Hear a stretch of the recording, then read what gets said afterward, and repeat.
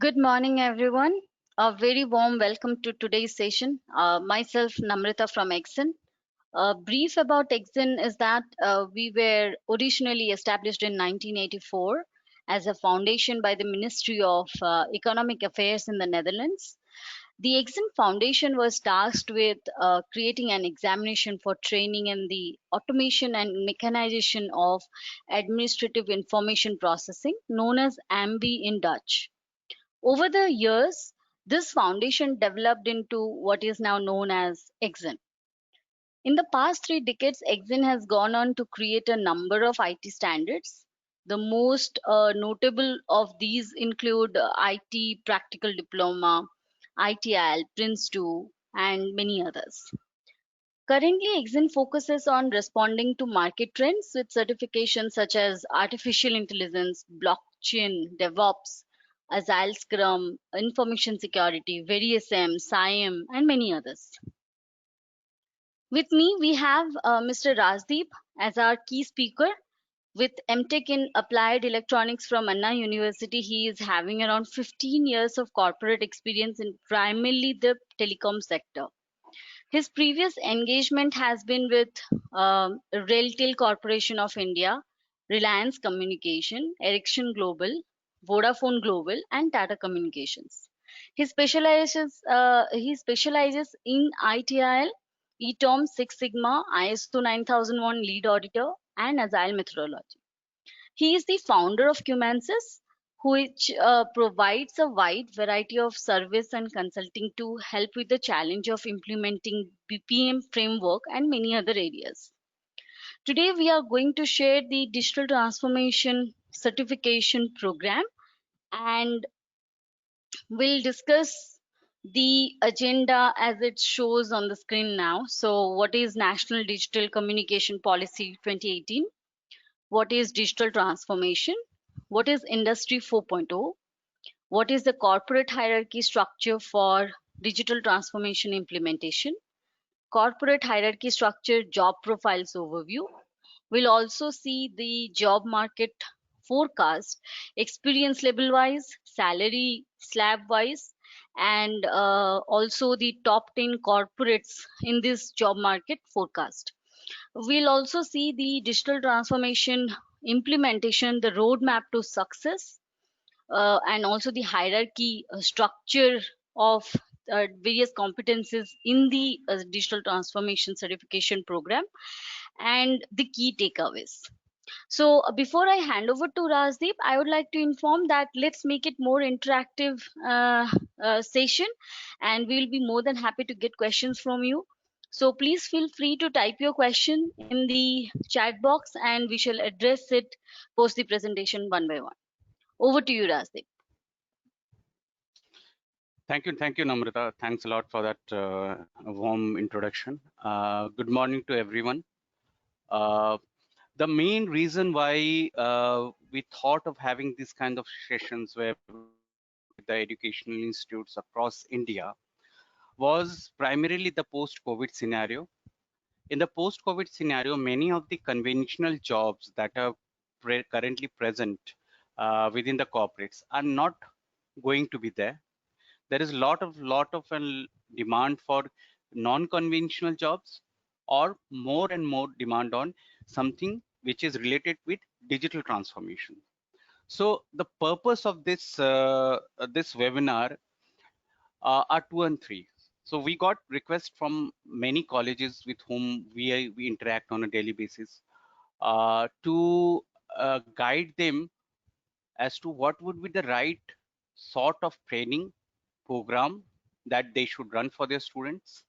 What's the roadmap for these kind of programs in terms of the job market post COVID-19 scenario? And lastly, how Exin and other organizations can help them in driving these kind of programs.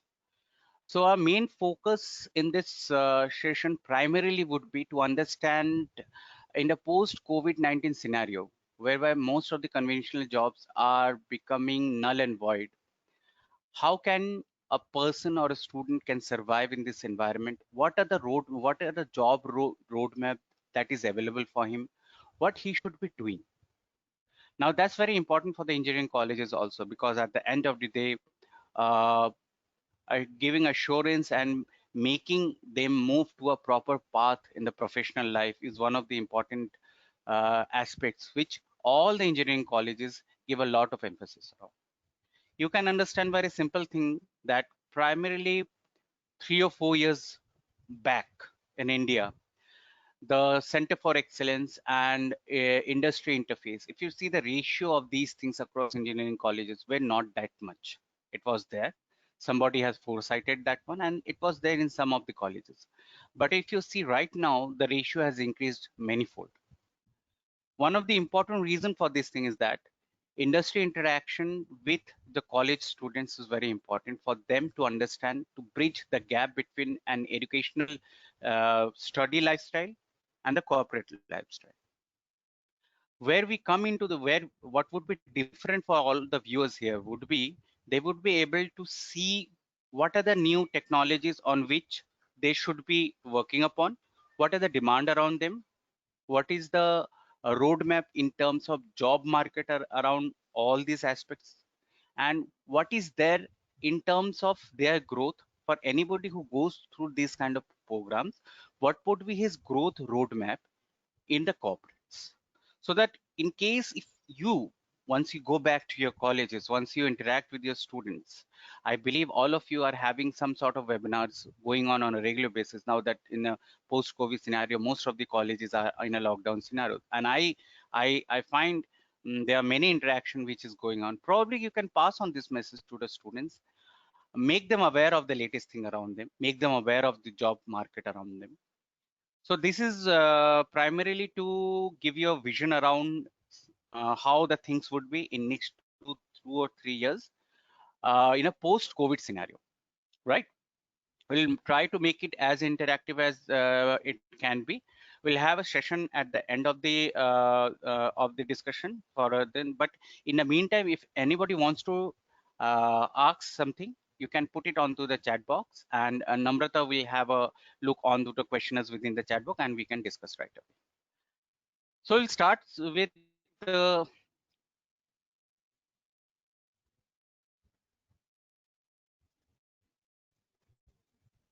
right.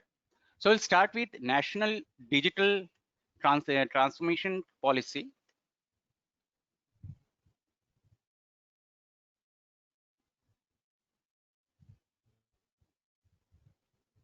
I think we went ahead with the slides. Maybe we can go back. Right. Namrata, can you just Yeah, go yeah, back yeah. to that? I And I will just probably you keep the control over these slides. I believe it would be tick better. tick. Okay, okay, Mm. not a problem. Yeah.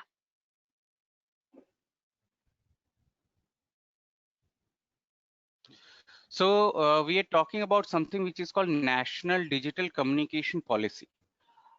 This is also known as the National Telecom Policy, which came into picture or came into existence in the year 2018. Why it is important for us to understand this thing?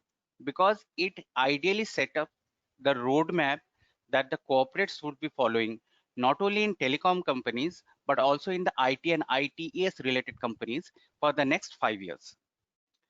So some of the pointers you must be very much well aware of, providing universal broadband coverage up to 50 Mbps for each and every citizen, providing 1 Gbps connectivity for all GAM panchayats within India by 2020 and 10 Gbps by 2022. An investment of to the scale of 100 billion for digital communication sector by 2020. The most important portion of that one, which I wanted to highlight, is the creation of somewhere around 40 lakh jobs by 2020. But these jobs will be concentrated across certain technologies, and certain technologies will be in high demand for these kind of jobs. So the government is setting the roadmap for the corporates to follow for the next 5 years, basis some of the technologies, and also they are forecasting the market growth across these technologies. So what are the things? It's IoT, Internet on Things. Example of IoT are the smart cities, 5G, blockchain, data analytics, machine-to-machine communication, artificial intelligence, and machine learning. So each and every, as you can see here, each and every technological vertical, which is a part of digital transformation. These are the subset technologies which are implemented as a part of digital transformation across corporates. So the market growth of these each and every technology is not less than 5%. The minimum is for the machine to machine, which is 5%. But the rest of the things you can see for IoT is 15%, for artificial intelligence and machine learning is 25%. I can say artificial intelligence and machine learning right now is more than 25%. It's somewhere around 45%. More so because many of the operations have gone back home. So it's a work from home scenario in which we are working. So in that scenario, what is happening is that a lot of implementations are going on through the utilization of artificial intelligence and machine learning, primarily in case of, if you can take examples of contact centers. So most of the contact center operations right now are being delivered through artificial intelligence and machine learning. So in that scenario, you can see what is the growth area around them. So we wanted to start with what the government feels around these particular set of technologies and how the corporates are imbibing those things around. Next slide, please, Namrata. Right. Now, what is digital transformation? Digital transformation is the process of using digital technologies to create new and modify the existing. Existing what? Existing business processes, existing culture, and existing customer experiences to meet the changing business and market demands. Now we need to understand the importance of digital transformation in a post-COVID-19 scenario. So those corporates who are sitting at the bench side and thinking that, okay, let somebody implement digital transformation and then we will see those advantages and jump into the market, have actually started working on digital transformation post-COVID scenario.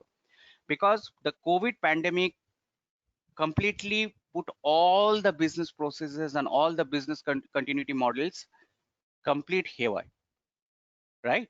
So the thing that happened is that each and every corporate went back to their drawing board to understand how to survive in the market in a post-COVID scenario. And the primary thing that they came into their focus area was the digital transformation, internal digital transformation of the corporates, right? So the message that they wanted to give, or they are trying to give to their own employees, and the message that they're trying to put as a part of the digital transformation strategy is to build digital transformation soldiers or foot soldiers at every stage of the corporate hierarchy. When I say corporate hierarchy, obviously there is a hierarchy. There is a hierarchy of organization. So they want to put eligible and knowledgeable guys who are imparted with knowledge and training across digital transformations at every stage of the organization. Now the focus area would be artificial intelligence, machine learning, Internet on Things, blockchain, Industry 4.0, Variasm, SIAM, Agile methodology, information and data security. So these are the focus area of the digital transformation portion. Next slide, Namrata, please. Now, what is Industry 4.0? So Industry 4.0 is primarily towards the manufacturing sector, whereby we have already seen, we are aware of these things: computer and IT, micro circuits and processors, automated production lines, global supply chain coming with. So we are aware of this Industry 3.0 revolution. Industry 4.0 is the fourth industrial revolution, primarily attracting or targeted towards the manufacturing sector. So digital transformation is primarily towards the service sector. Industry 4.0 is towards the manufacturing sector. Okay, emphasis is also on machines, machineries within a particular plant communicating with each other, and those data is getting accumulated in a central NOC for a particular operations. Then those data are reevaluated for the management to take certain decisions around. So this is actually what Industry 4.0 in a neat and Keshav point is. Next slides, please, Namrata. Now, how about this corporate? I was talking about something around corporate hierarchy, right? So I'm talking about corporate hierarchy means that within the corporate organization, what we are doing is that the whole corporate organization is getting divided into three sectors, three portions, primarily based upon the experience. And then they are running separate profiles and separate job trainings program for these particular experiences. So ideally in a corporate, it is getting divided into three portions: 0 to 3 years of minimum 0 to 3 years of experience, then above that 3 to 8 years of experience, and above 8 years of experience. So 0 to 3 years of experience are putting into a group, and these kind of people are, once they are going through the digital transformation program, they're given a profile like a champion. That's the entry level portion. Then people within the work experience period of 3 to 8 years are grouped together. They go through this whole process of digital transformation training, and once they clear this whole process, they are labeled as digital transformation specialist. Now, officers are the one who are above of 8 years of experience. So ideally, if you take an organization, you have a marketing department, you have a sales department, you have a billing department, you have a customer support department, like that. So a guy who's heading the marketing department ideally is entitled to go through the digital transformation officer profile. Now within him, there are many sub departments around. In each and every department, there would be digital transformation specialist profile who are heading the sub departments. Now each of the sub departments will have a lot of employees within them who are working. So those are eligible for the digital transformation champion profile, right? So this is a sort of hierarchy across the corporate that they are implementing when they are coming to digital transformation phase. So the motto for them is having digital transformation foot soldiers at every stage of the organization. Now precisely why we are saying these things to all of you, because it's not relative. I didn't say anything around educational institute. I didn't say anything around the engineering portion. So if you see 0 to 3 years of experience, the same holds good for somebody who's working in fifth, sixth, seventh, eighth semester of an engineering college. So the whole program around digital transformation champion profile is entitled, those people would be entitled who, there are two categories around. One, working in corporate, having 0 to 3 years of experience. Second, being a part of an educational institute like engineering college. Anybody from the engineering college from fifth, sixth, seventh, eighth semester. So the reason for this thing is that in the feedback that most of the corporates have given us, that is that irrespective of whatever educational institute or colleges they go and take they get the best students from them, anyhow they have to go through a 3 or 4 months of industrial of trainings, internal trainings, before they are eligible to be put onto the operations. So the message that they gave to us and the message that we got from when we were discussing around these things with the corporates is that it's very important that the guide that they're taking are right away put into production. That would be very helpful for them. So from the corporate point of view, it was very necessary to impart the similar sort of trainings and impart the similar sort of corporate experiences across the students from fifth, sixth, seventh, eighth semester, right? Next slide, please. So here what we have tried to do is that we have tried to map a particular job profile, try to understand what roadmap he might be taking in his corporate life. So I believe most of the people from who have joined here are from the placement cell. Pardon me if it is not the same, but probably this is the message that we want to give to you, and this is a message that should be percolated down to the students also. So if a student is joining, ideally what if he goes through this kind of, if he has a specialization, if he has the knowledge across these technologies, then what is the roadmap for him? So here we are showing him the roadmap for his next 6 to 8 years of corporate life. Okay, so suppose somebody is there who has a specialization across artificial intelligence and big data. Now what is the role that, so the starting entry point is level 6, which you see on the screen. So somebody who is coming into a corporate life, somebody as a student fresher coming into a corporate life, he would be applicable, or he is eligible to apply for these kind of profiles in case he has he has a specialization on artificial intelligence and big data. What are the job profiles? Associated data engineer, associated database administrator, DevOps engineer, associated security analyst, associated machine learning engineer, like that. So level 6 is the one for which entry level student would be applicable to apply for. Okay. One more thing is there, that irrespective of whether you're coming from whatever department, you are eligible to apply for any of the families, that is architecture, administrator, engineering, analysis. You are eligible to apply for any of the verticals around. So it is not confined to any particular vertical. Only because you have that knowledge, you have that technology specialization, which enables you to work on these profiles. Okay, so the level 6 is the one for the entry level.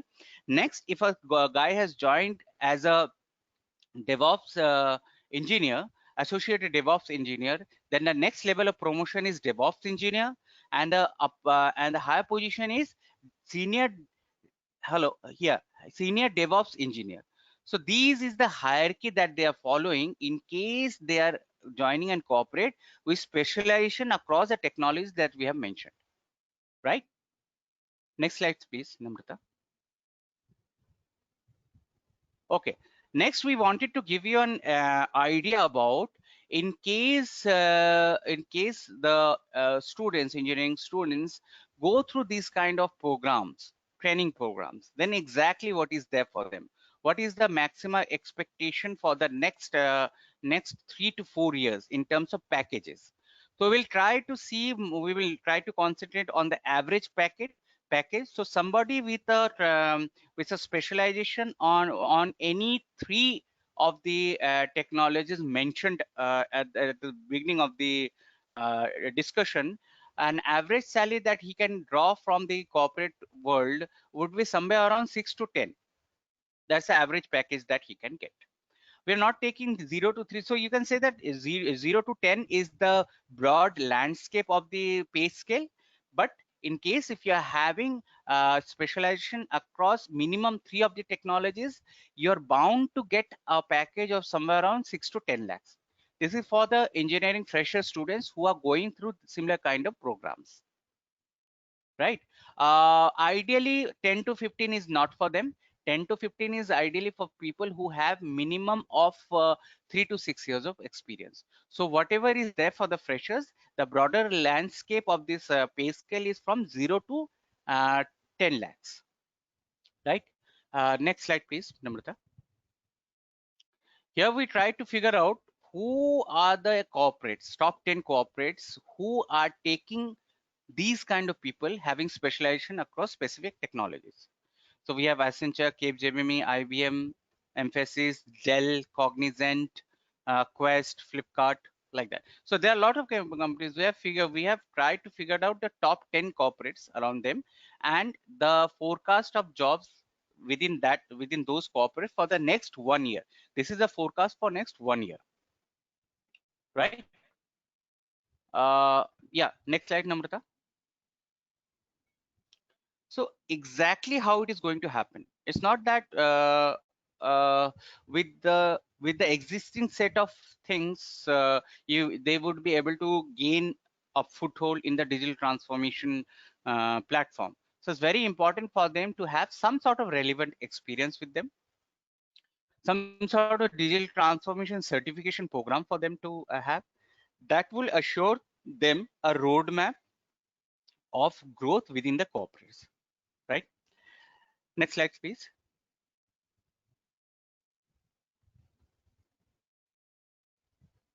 Okay, now what we have done is that we have come on board with Exin and NASSCOM Center for Excellence IoT AI, and we have developed 3 programs pertaining to 3 experiences slabs within the corporates. So the one that is for your interest as of now is a digital transformation champion certification program, which is primarily targeted for 0 to 3 years of experience and for educational institute students starting from 5th, 6th, 7th, 8th semester. Right? Next slide, please, Namrata. So this is a course that we are talking about. So what we have tried to emphasize on is that how the government is thinking around for the job market, how the corporates are incorporating those things into their ways of working. What is the demand for these kind of programmers, these kind of champions within the corporate? That visibility we have given. Now we are giving a visibility around what sort of program is there, which will help the students go through these kind of experiences. So the program that we are going to concentrate on today's session would be the champion program, as I was mentioning. On your screen, what you see right now are the set of courses that are given up as a part of the program. So serial number 1 to 3, Industry 4.0, digital transformation, artificial intelligence, yeah, Internet on Things. These are mandatory part of the program. Yes, we deliver these kind of programs. Ideally, we tie up with the colleges for the deployment of these kind of programs. And as a part of this program, serial number 1 to 3 are mandatory. Students can choose anything from serial number 4, 5, 6, anyone, and 7, 8, 9 are optional. They can take, they may not take. Okay. So this is the whole program around. Emphasis is on Industry 4.0, digital transformation, artificial intelligence, machine learning, Internet on Things. Now we and Namrata were going through some of the colleges who have enlisted for this particular session. And we did find out that there are some sort of center for excellence already existing there within their college campuses. But we didn't find that much on the working on the Industry 4.0 or digital transformation or Internet on Things or machine learning. So probably that it would be a good idea to take this discussion to the further state in case you find it a viable option for giving a roadmap or at least giving a surety to the students. See, it's going to be very hard, at least for this year and next year, for even the corporates to come up with a conventional set of jobs to be there. It's a hard truth that as soon as everybody understands, it would be, because most of the corporates are even laying off their own employees. I the taking of freshers would be for the conventional job, it won't be there. So we have to build a roadmap so that these students who have coming to your colleges, these students who have invested a lot onto their careers, are given a proper roadmap towards their corporate life. And the focus areas are these kind of technologies. Okay. Okay, next slide, please. So what's the key takeaways from these kind of programs? Primarily would be for the development of Center for Excellence, IoT and AI. Then globally recognized certification programs, which Exim will be deployed. Job placement and job assistance for successful candidates. And experience on working on government and private sponsored live projects. Mode of delivery would be online, classroom, and blended based upon the experience. Okay. Next slide, please. So are we at the end towards the program? Yeah. Are we ending towards the slides? Yes. Okay, fine. This is the last slide. Okay. So we'll keep it at the last slide, just prior to this slide. Yeah. And we'll try to take questions around. Right. So there was one question. Yeah, sorry. Yeah, can we hear from who are the actual participants around? Can they give a brief introduction about themselves and which college or department they represent on the call? I'm not sure if that functionality is right away there or not. But in case you guys can hear, probably you can start typing in so that I can read out loud.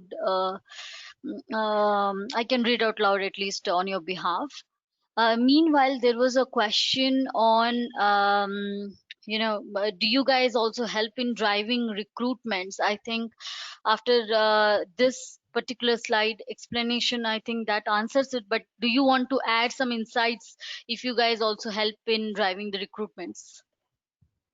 Yeah, obviously, because the primary focus of this thing is to help the students reach up to their job security around. So there has to be some assurance for job security. Yes, we help them out with this thing. Helping is a very peculiar word. It has many twists and turns. So what we will put it in this way is that whoever is clearing this whole program in terms of the certification, in terms of the exams that are going to be there, whoever is clearing this exam, first they will be put into an training program, which internship program for 3 months. I try to understand this in a very proper way. For 3 months they are into an internship program. So as a part of the deal, we are also providing internship program for these people who are passing this particular program, clearing the exams around each and every paper. So each and every course that you see on as a part of the package, for each and every paper they have to sit for an exam, which will be conducted by exam. Once they clear the exam, they would get a separate certificate from exam, that which will be a global certificate. That's a globally recognized certificate that you're coming up with. Now once they clear the whole program around, they go for a 3 months of internship program, where we try to understand, are they eligible? We give them practicals to do. We try to see their development roadmap, interacting with the colleges, and try to see whether we can put them into live projects or not. Once we find them to be comfortable, yes, we can put them to live projects. We put them into live projects, which partially would be some government sponsored projects, or partially some corporate projects, right? Once they have come to cleared all these things, they complete the projects, they get certification around them, that I have worked on a live project. This is clearly a experience sort of thing that is coming up. That is the first thing. Second thing, once these guys clear their final year exam, right? Final year fourth, the final semester exam, then for the next six months, we make sure that they sit for minimum 3, maximum 5 off-campus interviews. We do not say that okay, it's a surety, but but you can very well understand that it's our job to ensure that they land to a correct job profile. That's a surety that we give from our side. So whoever is enrolling for this particular program, at the end of the day, a job assurance would be there. He would land into a job profile. The package around the job profile would be decided upon how he's performing. So I gave you a whole benchmark of the salary scale. Start from 0 to 10. The maximum is 10. A guy should target the 10 package around, and the top 10 organizations that I mentioned here. Yes, it would be there. So ideally, I will start with the top and then go giving 2 and 3 experience work job interviews, right? And then when I have 3 or 4 options with me, I can choose the best out of them. So yes, these whole experience, Kimansis would be there along with you. Right. There is an In additional case if question to it. Yes, there is an additional question from the same person. So he mentions that, in the 3 months internship program, what you mentioned here, does it include the job ready soft skills as well, or is it only typically on the, the digital transformation programs or competences only? So if the EA is around soft skill, yes, as a part of the internship program, we do give some soft skill, some small skill classes around, but that is only 30% of the overall internship. The major focus is around making them technically sound enough to execute the things. But yes, as a part of the program, we do give them soft skill trainings so that they're able to go through the interviews. We have a lot of interview sessions, mock interview sessions going on as a part of the internship program, whereby they have a real feeling of the interview, how the interviews would be, and whatever things. We actually do it ourselves. We try to see how it happens for them. Yes, there are something around the these aspects also. But it's not on the so if you want to take the whole internship program, 30% is what you're speaking about, 70% is what is focuses on technical capabilities. Right, right. So we have Jaras Sutram Sudhir who wants to ask a couple of questions. Let me try to unmute you so that you can speak. So hi Sudhir, so I hope you can hear me, and I see your audio is functioning. So if you may ask your questions so that Rajdeep or myself can answer to it. Uh, Hi, I would like to know whether, as Rajdeep has informed us that there'll be the examinations that are going to be conducted. I just wanted to check with him whether it's going to be an online exam or a venue-based exam, and the number of hours, whether it's a OMR-based questionnaires or objective type or a descriptive type of questions. I think Namrata would be in a right position to answer that. Right. So, Sudhir, the exams are more of an objective type question, multiple choice question, wherein more or less it will be four options given to the questions. That is one. To address the second part of the question, how the exams would be conducted. Well, the delivery mode, there are three types. One is definitely a paper-based exam, like we give the board exams in the schools. So we have the similar kind of arrangement for the universities, wherein we expect a larger number of students. So having proctor in the classroom, they can give the exams over there. And after giving the answers, those answers can be scanned by the proctor and sent back to exin. Once that is validated, exin will release the certificate that will be in digital format itself, and along with a digital badge.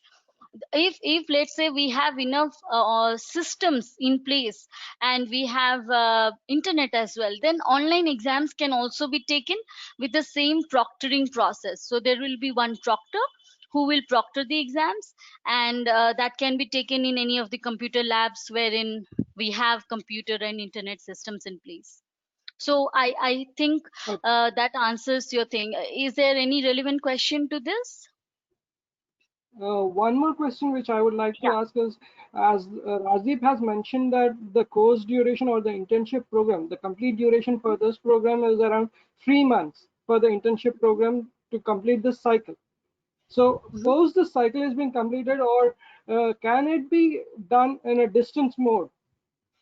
As per the, for suppose if an employee, if a participant is willing to undergo this, enroll for this type of course, and he due to his constraints, basic job constraints, or his uh, needs and requirements or the day-to-day activities, can it be done on a distant mode? Yeah, as I mentioned that there are three modes of delivery: online, classroom, and the blended one. I'll give an Mhm. example. So for all the technologies, it can be online, except for IoT. Okay. IoT, the practical portion of IoT is actually where you work on a practical setup of sensors attached to devices. Mhm. They're communicating with each other, Mhm. sending data over the cloud. That then the data is getting getting put onto a data analytics portion, and then they're coming up with a decision making sort of user interface. And so these, from IoT point of view, the practical portion needs to be done in a lab, which requires physical So presence around. quite, if I understand it rightly, you mean to say that it's quite similar to the CCE certification, that is Cisco certification, the last Yeah, stage or the last phase of the Cisco certified engineers, correct, CCE. correct, correct, The correct. first stage is CCA, then the CCNP, then CCNA. the CE, CCNA, Hmm. CCI, CCIE, CCE is the last phase. So this blended model or the last model which you are talking about is about complete practical scenarios based on the case studies and all that stuff, right? Right. So for only IoT, I see a roadblock in giving it online, because ideally, Hmm. if we give online also, it is of no use for you until you yourself configure those sensors and you yourself see how it is getting configured and all those things. And it is actually not all those Zigbee routers and all those things. They are part of the programs, but here you are going to see six platform on which we are going to give classes around. Six platform, out of this three are those on which practically IoT is being commercially utilized in today's industry.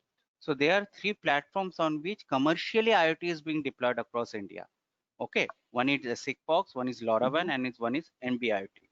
So NB-IoT, LoRaWAN, and Sigfox, for those we set up the networks on within the lab itself. So those equipments don't come in the market. We have to special, because we are into IoT. We have a division where we work on IoT. One of the specialization for Cubensis is IoT. So we are making these labs available with the state-of-the-art devices to work upon. Now, I don't see anyone should lose the opportunity of physically working on them. So to answer your query, all of them can be given in online except IoT. We can give it, but I don't think that's a Okay. value addition we are doing for the candidates who are doing it. It's not a value add in any way. I uh, okay. I got the answers. Thank you. Thank you, Sudhir. There are no more questions. Thank you. Thank you, Sudhir. We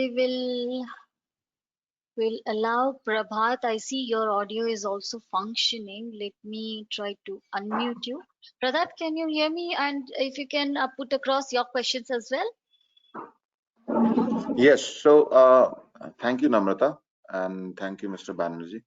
As I said, my name is Prabhat Ranjan, and I'm working with Allscripts. I manage a team of analytics, and I was always inquisitive about this course related to digital transformation. I came across your content as well, and I wanted to check if this certification and this program itself could be beneficial for someone like me who is already managing a team. And I'm not sure if you have already briefed us about the fee structure, and if the classes that you are saying, which will go on for 3 months, will be held only over the weekends, because weekdays for someone like us who are already working, it will be difficult for us to take out time on weekdays. So if you could answer my questions, 2 to 3 questions that I have. So I will take that question. So to answer your queries around how it is going to be helpful for, first of all, what is the delivery mode of this one? So when we are going into corporates, there is a separate delivery modes, and when it is being driven across colleges, there is a separate delivery mode. In case of corporates also, the delivery mode, how it is being delivered is that both for corporates and colleges, it's a weekend delivery that is happening, the lectures portion. So if you can go, Namrata, if you can go back to the slide where we are having those courses around, right? Here you will see that the mandates are given. Okay, now ideally let us take it as an ideal scenario. How it is being delivered right now is that for engineering colleges as well as the corporates, actually the guys who are going to be the trainers in this one are themselves working as at CXO level within corporates. So they have their own job to complete. That is the first thing, and then after they would be able to come and deliver on that. So Okay. the trainers are actually themselves the CXOs of and the subject matter experts in their own field itself. So ideally they have their own job to do from Monday to Friday, and then they come to give the lectures around. So yes, it's a weekend delivery mode that we are doing. It enables us to cater to another request which we get from colleges, because now with the post COVID-19 scenario, all the co-curriculum of the colleges have gone haywire. There are a lot of issues with them. So what the colleges have requested, at least for Monday to Thursday or Monday to Friday, let us run our own program because they have their own syllabus to complete. So they want to complete those things on Monday to Friday, and on the weekends they want to go for these kind of trainings. So ideally, to answer your query around, yes, it's a weekend delivery mode that is currently being followed. You can say primarily because the trainers around them are themselves working somewhere and then coming and giving the courses around. That is the first thing that should be answered. Second thing is that if I'm in a position and I'm playing a managerial role, I will try to identify. So you got the basic idea around that somebody from eight above years of experience, he should go for that kind of trainings. We have not included it here because it's primarily for the education institute there. Maybe what we can do is that you can refer back to maybe Namrata. We can give the other programs details that we are having, the executive one and the specialist one, so that he can go through that one. So me in your position as a manager, first I will try to figure out which of the programs I'm myself eligible for. Secondly, what are the set of guys within my team who should be going for a particular program. So there are separate set of programs for the separate work experiences that you're having. Based upon your feedback, which one you want to drive across, it would be driven across. So there is something for everybody, starting from 0 to above 8 years of experience. So the one that you see here is actually from 0 to 3 years of experience. Now, if your team has somebody who has more than 3 years of experience, the next bracket is up to 8 years. So that portion is also there. There is a separate program for that thing. We can give you informations around them. You can then figure out, first of all, you need to choose the right guys within the organization who should be enthusiasts, whom you find to be a foot soldier for digital transformation implementation. There are two ways of looking at it. One is that I want to do it internally. Second, being my customer, maybe customers asked us, or when we are delivering some services to the customer, maybe this kind of mindset coming into the whole program, you can add some value for the end customer. So there are three modes of actually driving a digital transformation within an organization. First, you yourself have decided upon that, okay, now we need to go into this bandwagon and we need to jump into this thing because that's the latest thing that is happening, need to be there. So my organization need to be aligned with digital transformation. That is one of the things. Second is that we get a request from customer that what are you doing around your operations and what are the good things that you're coming around. Third is that also to in case you drive this digital transformation, it will eventually add value to the customer. So you can go back to the customer saying that, okay, we were doing it in this way, now we are doing it this way, and this is providing this kind of value addition to you. So it gives force, it gives more weight when you every time you go back to the customer in negotiating with the deals and all those things. So I don't know exactly from which point of view you are coming, but if I'm in your position, probably I'll try to see who fits into which sort of program and then drive this program across my employees. Just to add on this, Prabhat, I would say with having an experience of 12 years and you manage an analytics team, what you have mentioned, I think the first step that Cumansis or Exen would prefer to do is a gap analysis to your current competencies, and then based on that, we will suggest you whether the specialist or executive program will be suitable to you. So and of course, like you, but like Rasdeep mentioned, the program deliverables are definitely on the weekends and there are different modes and so on. So all those considerations for corporate, it would be different. This particular webinar was specific to education, which is why the specialist and executive has not been shown up over here. I hope that answers your question. I see your audio is basically fluctuating. I'm not sure if you are able to hear us. Yeah, I hope I you have just want to ensure that there is no background noise, Namrata. You did answer my question, and if possible, the slide that you show here right now, the overview slide for the champion certification program, Yeah, if you could also share the slides for the executive and the other program that you mentioned, I can go through definitely. the curriculum. Definitely, we'll do so after this webinar. Yes. Thanks a lot. I think, thank you so much, Prabhat. I think we have answered most of the questions as of now. I just will check one more thing. Okay, so Sudhir has a follow-up question stating, would like to know the number of days the weekend training going to be conducted and the charge and fees. Rasdeep, if you'd like to put some thoughts across on the fees side, maybe one-to-one, or maybe you want to contact him maybe later point of time, maybe you can add that. Yeah, so the whole program mandates are mentioned within here. So you can understand if it is a 333, so it's 12 days, 12 days divided into 2 days per week. Like that, you can yourself calculate the days around them. That is the first thing. And secondly, price is one of the things that ideally we don't discuss here. Reason being that there is a lot of customizing happening here and there. It's going around. It would be better if we can have a one-to-one discussion around the pricing portion. Anyone who's interested in knowing about the pricing, we can have we are anyhow we are having the records around you. We will reach out to you individually when the mails are going on individually. The pricing would be mentioned there. Right. So another follow-up question is, would also like to know if this training be conducted to group of people. Yeah, yeah, it can be. Yes. It is Yeah. for a group of people. See, ideally, when you are running in colleges, the minimum expectation is that each and every batch should have not more than 40 students. We don't make it a jumble of 100 students or something like that. Then it's and for them the experience remains the same. Classroom में भी वो ऐसे 100 लोगों में बैठ के इधर-उधर देखते थे, 40 लोगों को बैठ. So we don't want to make it a vegetable market. Minimum and maximum is 40 students. Minimum and maximum is 40 students required for a particular batch to be there, so that we are able to concentrate on each and every student on that particular batch. Yes, if that answers your query.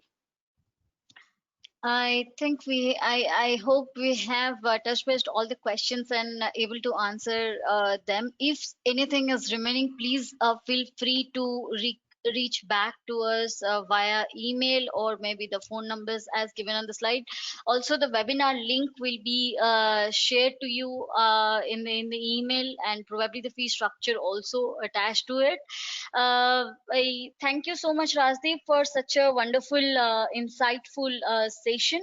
And stay tuned for the upcoming sessions where we will also have some case studies presented from, the global heads of the corporates. You also will receive a feedback form wherein you can let us know what you want to know more from us, or any other topics that you would like us to focus in. And please feel free to write back to us. Have a good weekend, and thank you all. Bye bye. Thank you.